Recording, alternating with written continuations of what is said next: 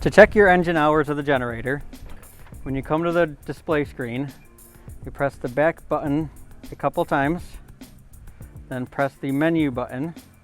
and then you go to system status and press enter, and your engine hours are displayed there.